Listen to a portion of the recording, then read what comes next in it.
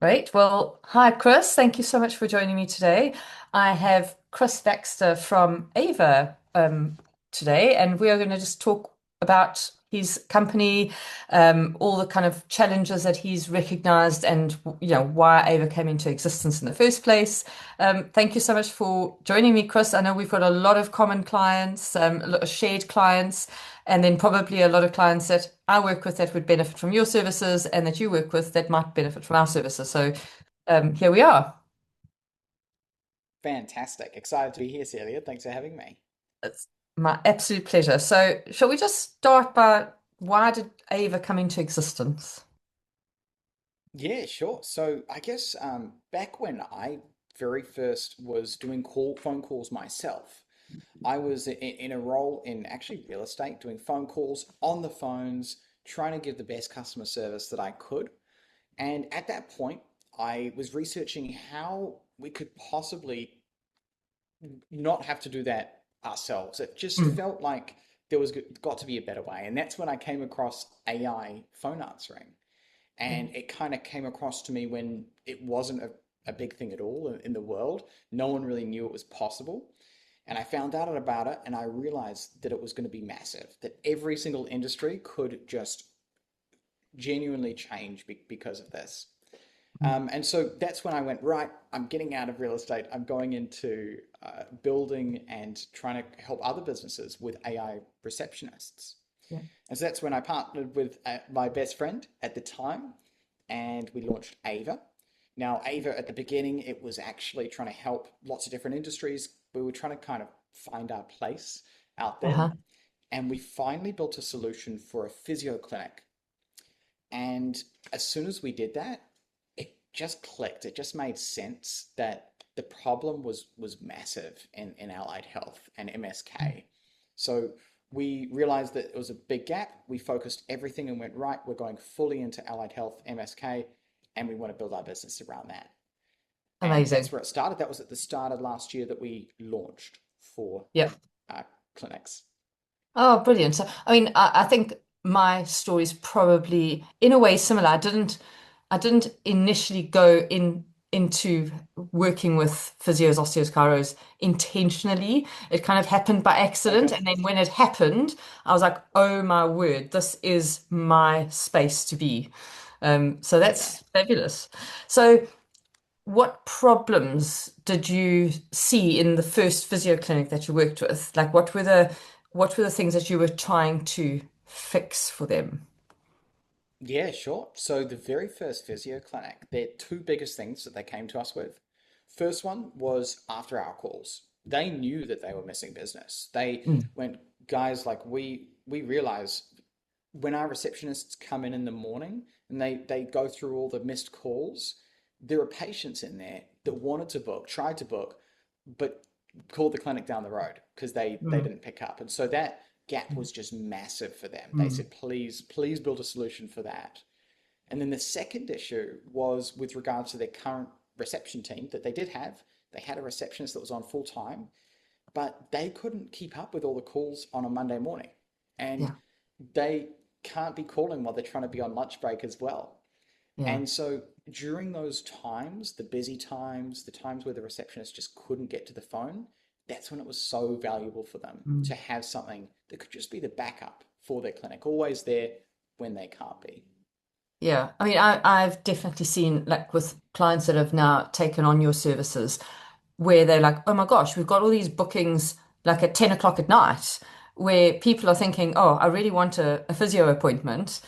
And they kind of want to do it there and then. But most, if you don't take online bookings or um, they can't just book. So a lot of my clients have actually noticed an increase in new patient bookings because they've got the service in place.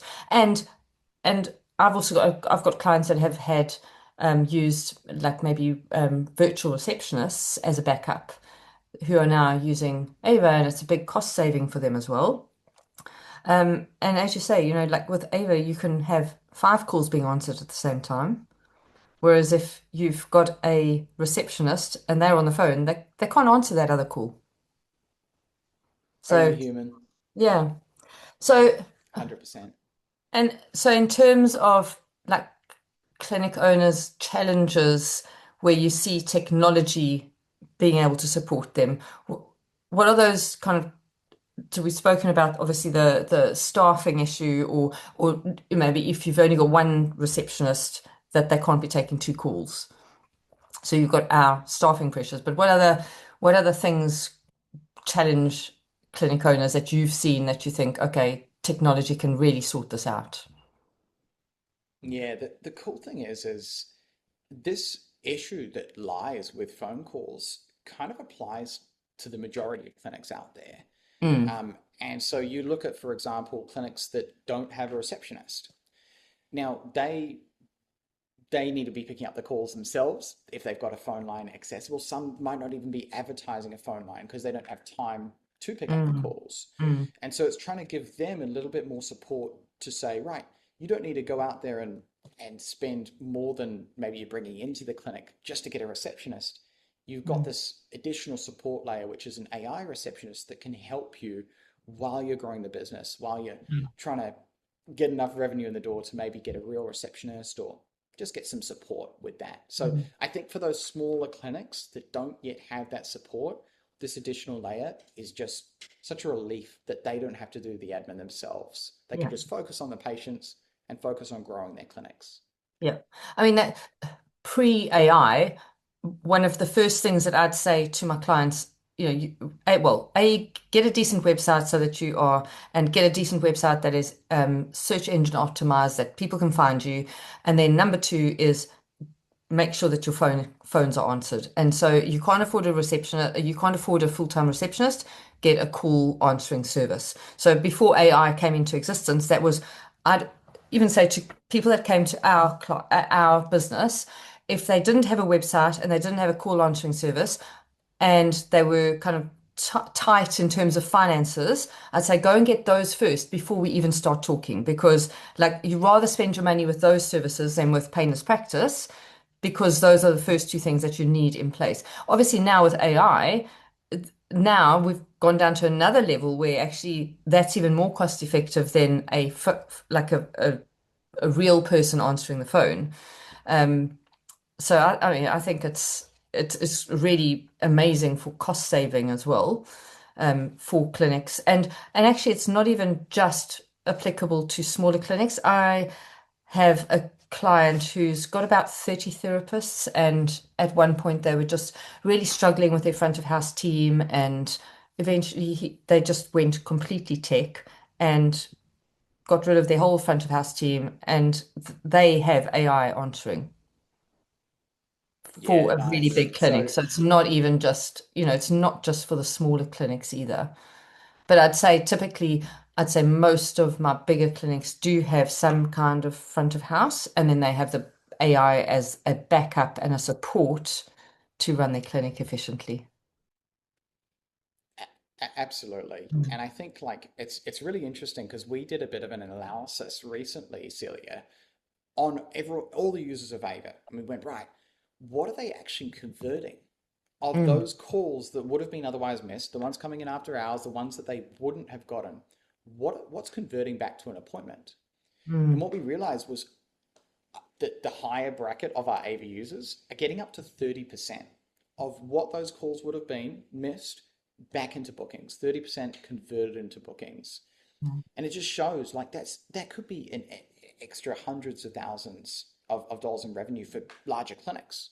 And Yeah, for yeah, smaller clinics, couple 10,000 more each yeah, year is it's just massive. So it's a big hole that's currently out there that yeah. definitely needs to be filled. If you look at, if any clinic owner just looks at what their kind of patient visit average is, like how many times does a new patient actually end up coming to the clinic in a lifetime, Yeah, that missed call is massive. It convert absolutely. it converts into thousands Yeah, if you think about the lifetime value of a client. 100%. Yeah. Yeah. And so and that almost kind of brings me to my next kind of question, I suppose, is in terms of the patient journey, what are, those follow-ups are are crucial as well. So, where's the friction? Like, where do clinics most commonly create friction without even realizing it? Like, where they creating problems with almost not even realizing that that was a problem in the first place? Yeah, I think like it probably brings me to something we've released really recently, Celia, and it allows clinics and clinicians who don't have the time to follow up with their past patients that they've seen, who Hmm. kind of just neglect them. They go, "Ah, it's too hard. I'll do it another time, and I'll do it when I need more appointments." But Mm. really, those patients should be getting follow-ups, check-ins to see how they're going. Once every few months, maybe even once a month. How good would that be? So what we've actually built is what's called Aeva Outbound.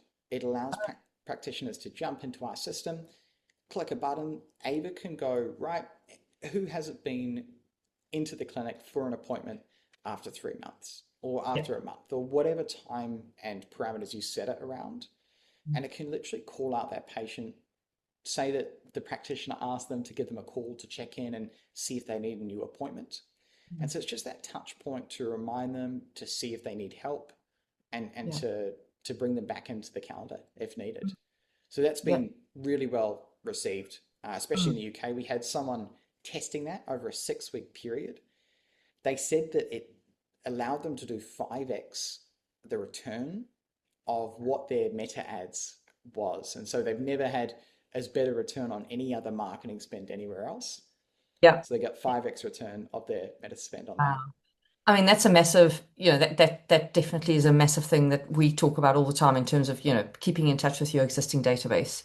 Um, and Yeah, so having that system being able to be automated is fantastic.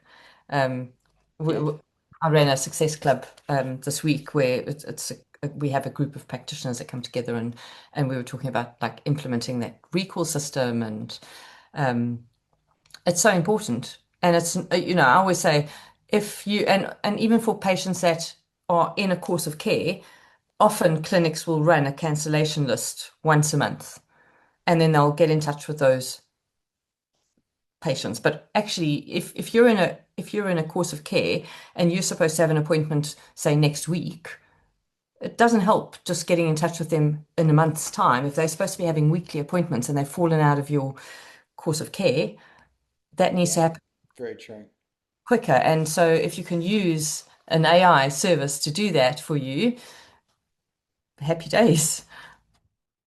100%. And, and Yeah. and it does get missed so much. They just drop off the radar. I think another one that you'd love, Celia, which we've released, is called the practitioner sick day call. And so how that works is when a practitioner is sick, they can jump in, click a button in Naver, it'll call all their patients for the day and help to Oh, reschedule them yeah. to an upcoming time. So super useful on those annoying days that happens. So you don't have to Yeah. sit there and do all See, that manual work. that's really interesting because one of the things that we are saying is that it is actually more inconvenient when a receptionist doesn't turn up to work than when a physio does. Like Yeah, actually, when the physio can't come in and they're not well or whatever, then the receptionist will like sort everything out. But if the yep. receptionist doesn't turn up, that's a major issue. That's back to the That's owner. Yeah, exactly. amazing. 100%. Yeah.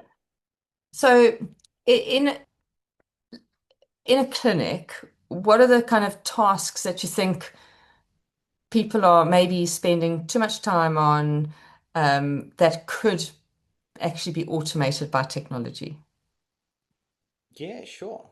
I mean, what we see a lot, Celia, is clinic owners implement Ava into the business. They started off as after hours, right? Just to sort of Mm. get a bit of an understanding on how it works, feel comfortable with themselves, make sure they're happy with the configuration.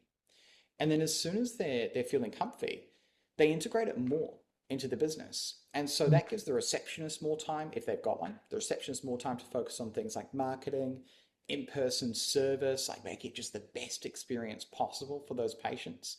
to try and increase word of mouth. We've got practice owners who started reducing admin hours to try and cut costs and save costs. So that's also an option. We've got also clinic owners who have decided to increase their opening hours online. So literally gone on Google Maps. They've gone, right, now we're saying that people can call us from up until 9 p.m. And Mm. what that does is when someone searches up after work at 8 p.m., right, which physio clinic is around me, that listing will be the first one because it says it's open. And so they can Yeah. call up, book it in, and secure that appointment. So there's all these little tricks that they're doing to really maximize their people's time as well as maximize what they're getting out of the system, which is cool. Mm. Yeah. And so, and then what what are the things that clinic owners are wary about? You know, when they get in touch with you and they're looking at your service, what are their concerns and, you know, what are their maybe even misconceptions perhaps of of the service? Yeah, of course. There's some common ones. So I think the biggest one that I get the most is, but Chris, we've got older patients. Mm. How are older patients gonna feel about this? Yeah. And my answer's the same every time because it's the truth. And it is that when we very first started and built Ava, we kind of analyzed, right, who are the patients that are actually going to be calling Ava? Well, they're not the young people because they use online bookings, right? They're all booking online. So Mm. this is our customer is the older and elderly patients. Yeah. So when we built the system, we realized that we have to make it so natural and so just easy to use, so simple that anyone can call in as non-tech savvy as they are and book an appointment and it to Yeah. feel like a seamless experience. So I think that's probably the biggest question that we get, and luckily we thought of that, I guess, when Yeah. we built Ava. Yeah, yeah. So you've recognized that that is probably the higher target audience of the people that would be phoning in the first place. I mean, obviously you're going to have some Yeah, clinics into online booking maybe, so then you'll get a higher demographic. But absolutely, the younger generation, almost like if your target market is a younger generation, you really should have online booking because that's yeah, what generation want to do. They don't want to phone and speak to anybody. They just want to book. Where absolutely. That, the demographic like to get on the phone. So that's great. yeah, That actually part of your strategy in the development stage. 100%. It's funny, Celia. The ones who rave about Ava the most in terms of patients when they come into the clinic and they're like, "Oh my gosh," it's always the older customers. It's always those elderly patients because they're just so amazed. They never knew this could ever be a possibility, and then they hear it and they talk to it. They're like, "That was amazing! Like I can't believe I just talked to an AI." So it's really cool to hear stories. Actually, sometimes they don't even realize that it's AI. We would at Yeah, this true. Club on Wednesday, we were talking about it, and one of my clients they don't use Ava, they use Lingo, but she was saying Mhm. how that a patient came in and she wanted to see Mavis, the receptionist. And Mavis was an AI receptionist, and she was like really upset that she couldn't meet Mavis. She's like, didn't It's even too realize. good. Yeah. Yeah. So I suppose, I guess some of the concerns might be that balance of automation and personal touch. And I suppose the Mavis story almost just shows that you can actually have a personal touch with automation. But you know, do you have any advice in terms for clinic owners in terms of balancing Ava and front of house? Yeah. Um, I guess one of the second main questions is is this trying to replace like my team? Is this removing that personal touch? And people go, I don't think humans can, remove or I don't think AI can give that personal touch that my receptionist can.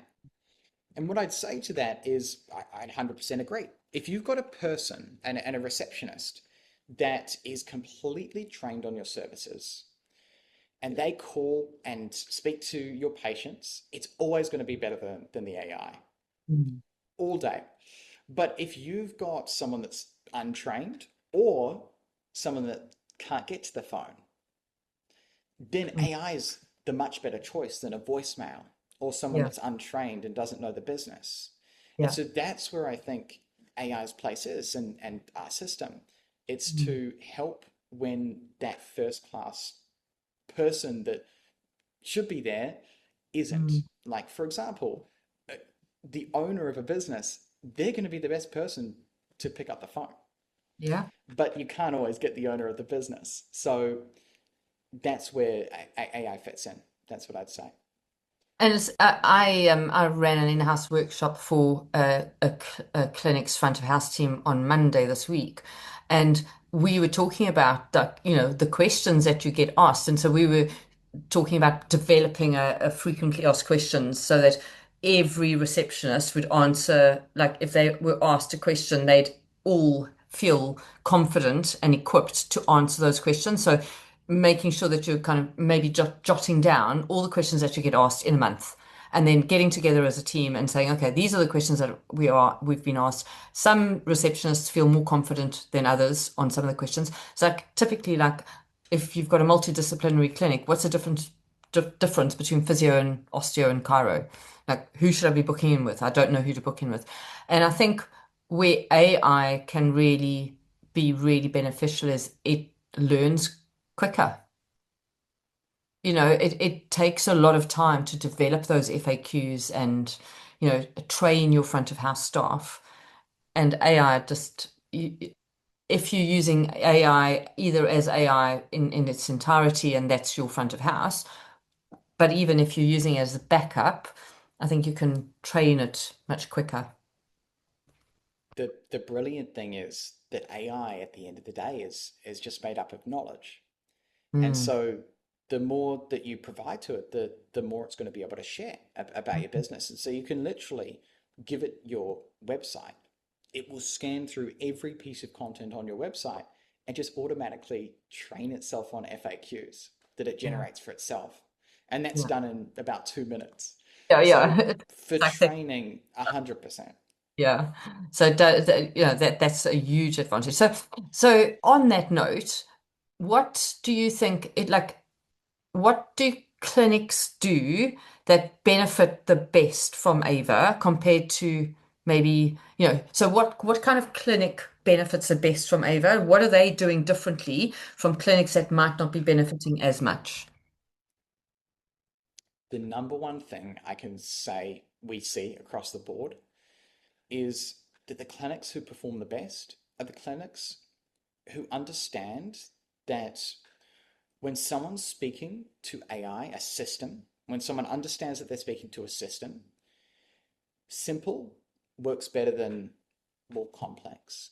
And Mm. so the caller wants to get from calling in to booking an appointment as fast as possible when they understand it's a system. And so making the script short, concise, helpful, rather than trying to ask pre-qualification scripting, trying to build rapport. No one wants to build rapport with a system. So Mm. it's trying to just guide them on that journey as fast as possible.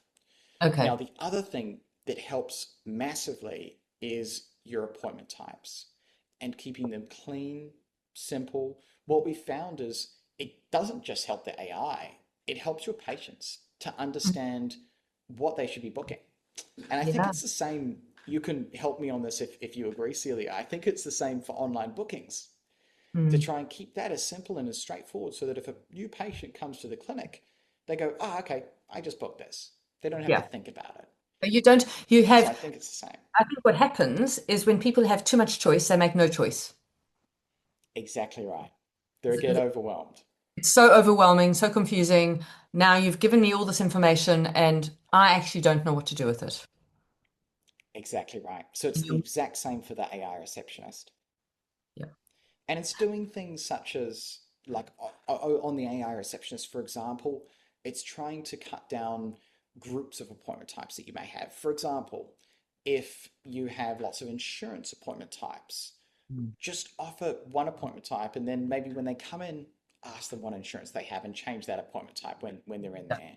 It's Yeah. getting rid of those sort of things to try and just simplify it as much as possible to just make it super simple and easy. So it's really eliminating the barriers and obstacles that patients might kind of go away and think, oh, I actually don't know if this is the right clinic for me. 100%. So is there anything else that you'd advise in terms of successfully implement? If I had a client that started with Ava tomorrow, is there anything else that you'd advise for them to have a successful implementation? Yeah, for sure. So what I say to everyone that comes on board with Ava, for example, is Ava's, we've made it so easy to set up. So it literally takes up to an hour to actually set up the AI. But after that, those first few weeks, I highly recommend reviewing the calls that are coming in every now and then. We've Mhm. got recordings, we've got transcripts that you can review, making sure that if you see something that you're like, right, oh, that could potentially be optimized. Maybe we could add a question to help patients or remove a question to make it more simple. That's when you do those little tweaks, which can be done within the system. And that's that optimization phase. And after that, if you spend the time and you do that every now and then, it will be working on autopilot in the background and you won't have to think about it again. Mm. And that's the point that we want every single one of our customers to get to.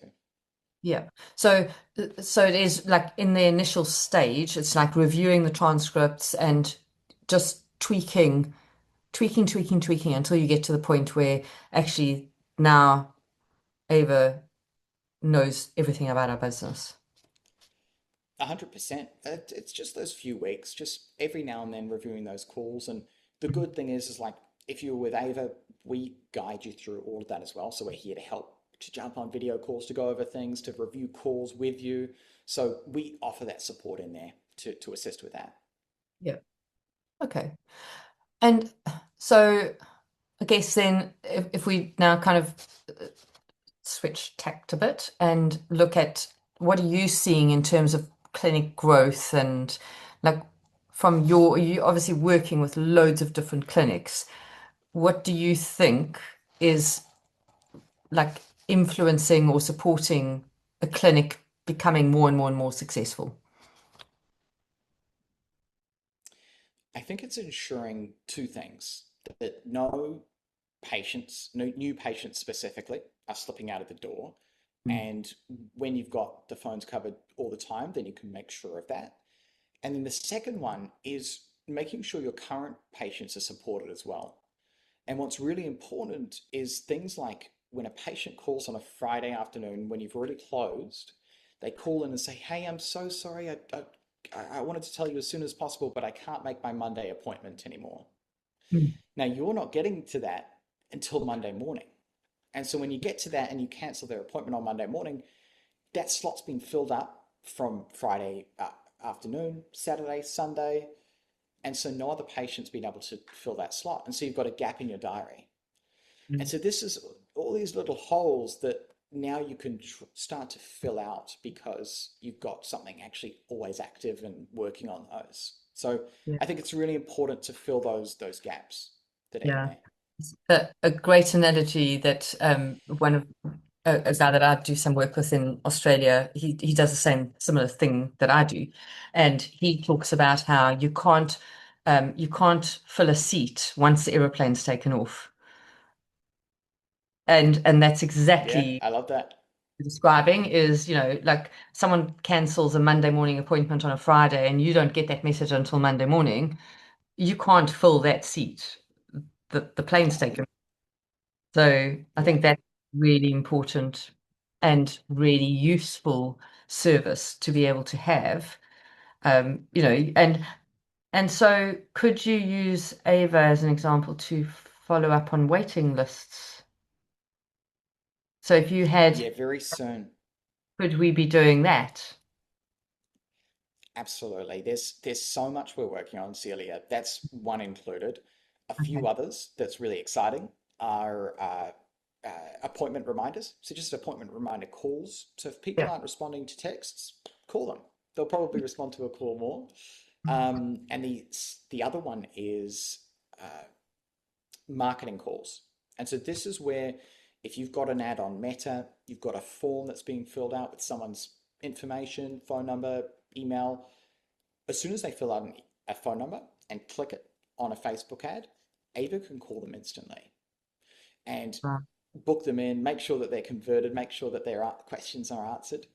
And so that as well is going to be massive. We're working on those at the Amazing. Yeah, moment. so, I mean, that I do, I have got clients that do meta advertising, and then like sometimes they don't follow up on the leads quick enough. And so they've spent Exactly. money on the advertising and then they haven't actually made the most of it. Yeah, that's So exactly right. like So that's you'll what maybe we're trying to you'll fill. have all these leads and then you've got one person that's following up on all these leads. So naturally you're going to have, let's say you have 100 people that have clicked on it. That's going to take a few days to get through those phone calls.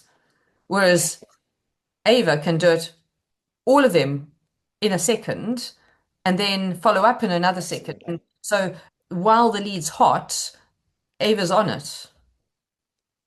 Strike while the iron's hot. That's the best Yeah. for leads for sure. Yeah. And I think so, like, I think I've probably seen a bit of fear from maybe some reception staff where they feel like their role's going to become insignificant. So how do we navigate that? And I mean, like sometimes there might be that it it is replacing a job, but I think that I've seen a lot of the time is that actually, then you can start utilizing your staff doing more of the personal touch stuff. So what is your kind of thoughts on that? When we first built Ava, Celia, and still now, it's not meant to be a replacement of reception staff at all. It's meant to be a backup, backing Mm. up your team when they can't get to the phone. Yeah. And I think for reception staff, they are safe in regards to if you've got a, a patient that walks into the clinic, when your reception smiles and says, "Hey, how are you today?" and greets them, that's that human connection that they're going to remember. When they walk in and there's no one there, it's a little bit different. And so Mm. that could be never be replaced by AI. Mm. And so that's where they still come into to play, that personal touch, and of Mm. course trying to push them onto say marketing and that side of things. Mm. That would be massive for a lot of clinics to have that Yeah. repurposed and just Mm. higher value activities around the clinic Yeah. rather than those cancellation calls, reschedule calls, things like that. Yeah. So it's like all those things that actually that can be automated, and then actually how can we add value to the patient experience with our face-to-face team? And so having like almost Absolutely. patient concierge that's looking after that patient when they arrive in the clinic, and then what else can they be doing to add value to the patient experience and add value to the clinic as well, add value to the I practice owner, value to the actual clinical team, because at the end of the day what we want is we want the clinical team to be doing clinical. But if they are having to do admin, so there's a part of Ava that can support the clinical team. But then if we are reducing the burden of the front of house, then the front of house can be doing more for the clinical team to help them just see patients and get patients better. instead of being on a phone when a patient walks in. Yeah, yeah. Yeah, exactly right.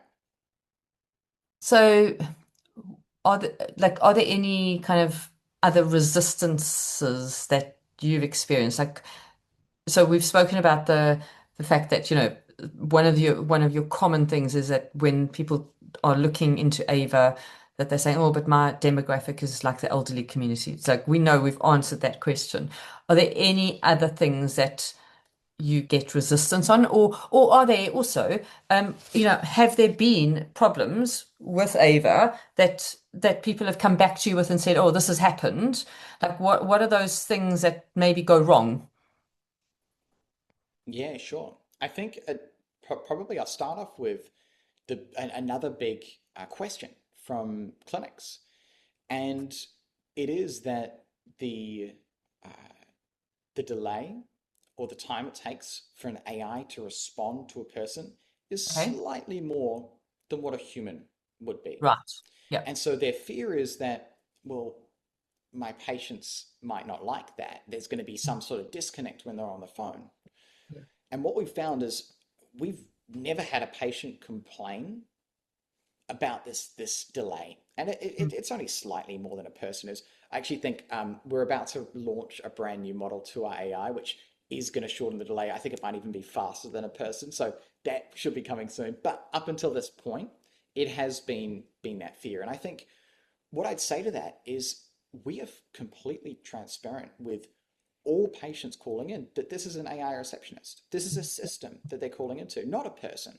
Mm. So no one's expecting a person's speed of response. They expect a system's, which it's fantastic for a system.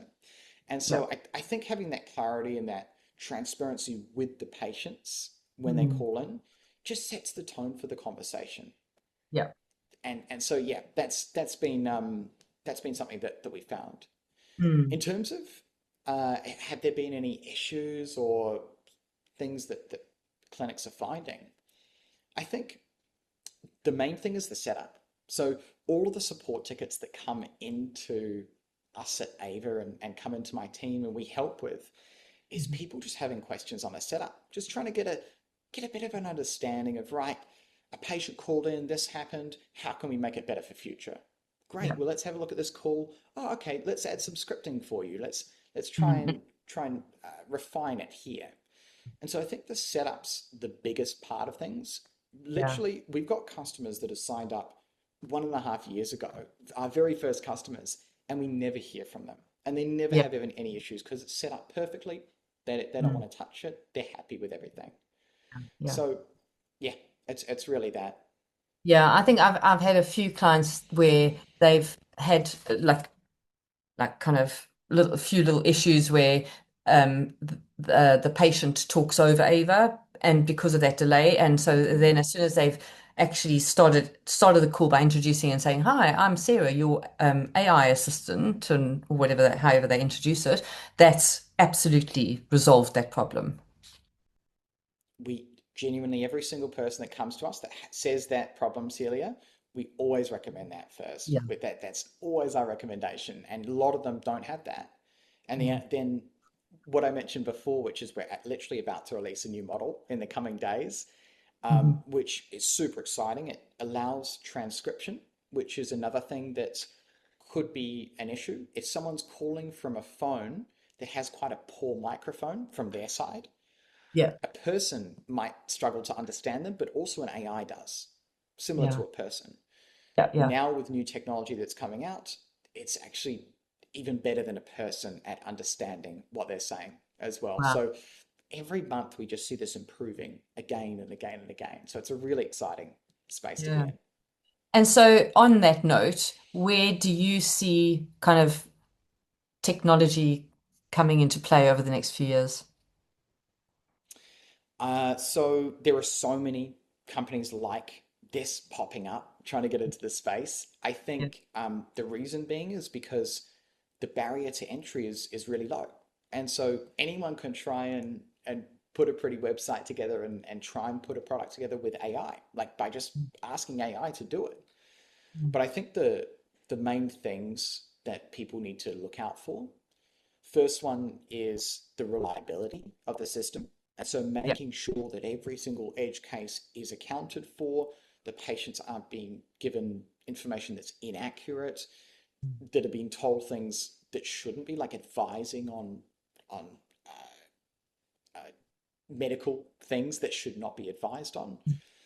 So those are core things. The actual system itself, making sure that it's the most realistic out there for your patients as well. So those are some things to look out for. But in terms of the future, what it holds, we have just hired someone that's literally going to be focusing on a brand new sort of division of Ava, and it's to do with your website. and having something on your website that's actually able to help to guide someone from coming on the website and booking an appointment without calling, without using online bookings. And so that's coming. That's really exciting. That's all I can share really about it. But That's that's okay. something in the space that we're working on. And then just technology just evolving. So obviously by next year, you probably won't even know by any means that there's AI on the phone. Everyone will just assume it's a person. And so that's how Yeah. fast it's evolving at the moment. I mean, if I look in my lifetime, how things have changed, it's crazy. I mean, without like kind of well, giving my age away, but when I did my thesis, when I did my degree, I used a typewriter. Yeah, So right. we didn't, and I didn't even, I think I was 24 or 25 when I got a mobile phone. It was like, and now you Crazy. look at that and you think like, 30 years later, it's mad how things It's have, insane. and it's getting quicker and quicker and quicker.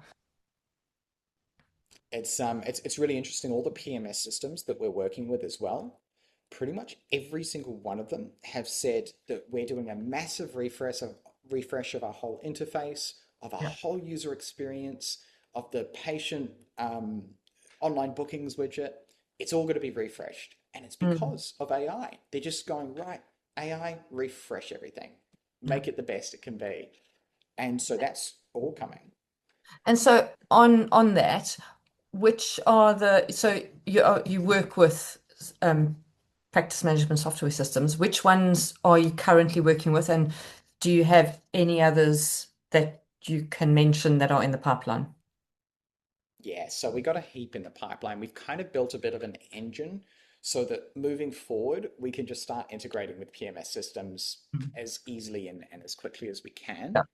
So the two that we're currently integrated into is Clinico and Splos. The Yeah. ones we're working on are things like Nucal, Galaxy Xander, uh, Yeah. some of the UK ones we're trying to do a few of those ones as well.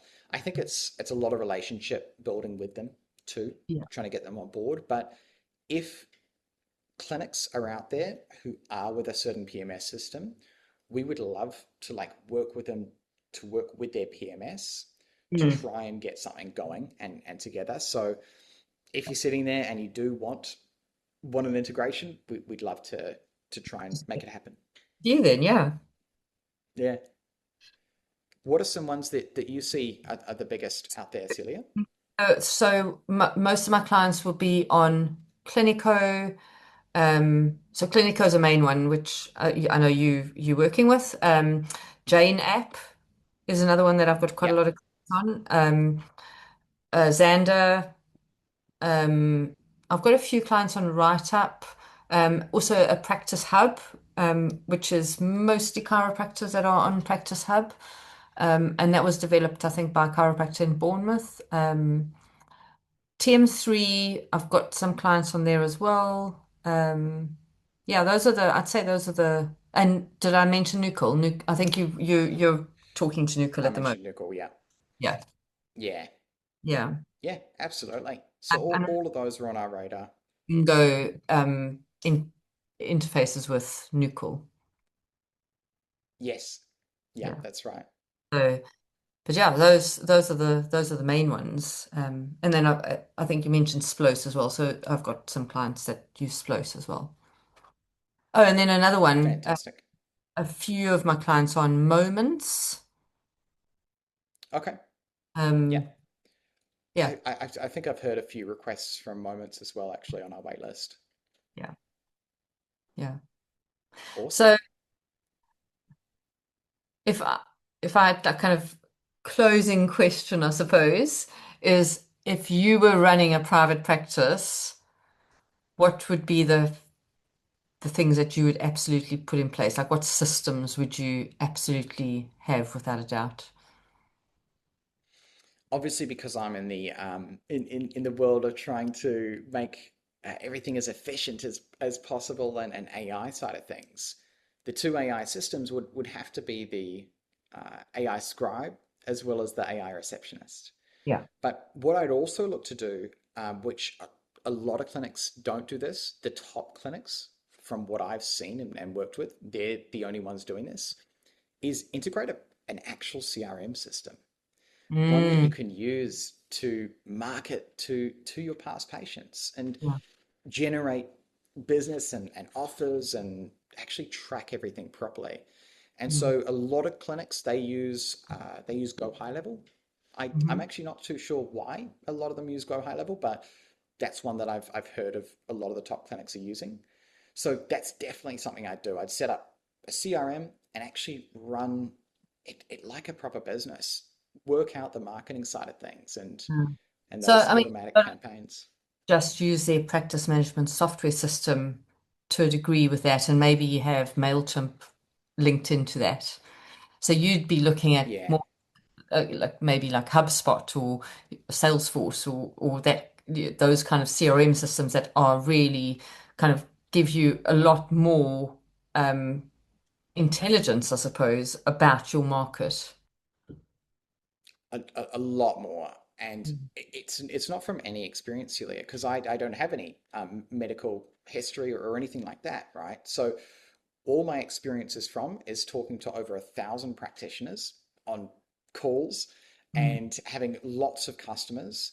And all the top customers who are doing the best, they all seem to be using CRM systems, which is really interesting, They really are separate to their PMS. yeah, so they're keeping in touch with their existing database on a Yeah, very high. absolutely. Yeah. And Absolutely. that is one of the most important things to be doing because it's actually harder to generate and more expensive to generate new clients all the time. And actually, if you've got this database, A, just keeping in touch so that those patients come back to you, um, B, so that they're referring other people to you, but actually that they're referring themselves to you as well, because, sometimes they might have come to you for back pain, but they have no idea that you can treat a dodgy shoulder or headaches or grinding your teeth, or, they just Yeah. don't even think about coming to you for that. So, using that is, yeah. Nurturing. Chris, any kind of closing remarks? How do people get in touch with you? How does your process work in terms of getting in touch with you? Do you first have a conversation? Do you look at anything in terms of their clinic? Tell me a little bit about your patient journey or your client journey. Yeah, sure. So anyone can jump on and book a call with us to find out and get a bit of a demo, or they can sign up right away from our website. You just have to chat with our little AI on the website. And the actual demo of Ava is transparent. It's open for the public to use on literally on our website right there. We're super confident behind that, which is why we just have it freely for use. So the website is aevaai.com, so avaai.com. And yeah, would love to speak to everyone. Where did the name come from? I was trying to find a a receptionist name that I felt was common out there, and I got the wrong name because we have found the most common receptionist name now. But I tried to find a receptionist name, and I wanted to make it as unique and as futuristic as possible. And so that's where the little E came from inside of Ava, and that's where Yeah. Ava's from. But what we found out is the most common name, especially in the UK, the number one name that all of our customers call their AI receptionists is Sophie. Ah, I don't amazing. know why. I don't Yeah. know why, but it seems to be so popular. It's really interesting. We did have a bit of a conversation around how why is it always a woman's name? It's true. And what we've got is we do have male voices inside of the application itself, but no one genuinely no clinics use them. It's really Yeah, interesting. And yeah, so we've realized that, and so that's why all the demo voices on there are female voices because it's the ones that clinics want. That's yeah, that's that's what people feel comfortable with. yeah. Yeah. Chris, thank you so much for joining me today. I've really enjoyed our conversation and I'm really excited by your service and your product and how it is absolutely transforming my clients, like it's making their life so much easier. And it's actually helping them develop their clinics. So thank you so much for creating this. Amazing to hear. Really glad to help, Celia. Thank you so much for inviting me.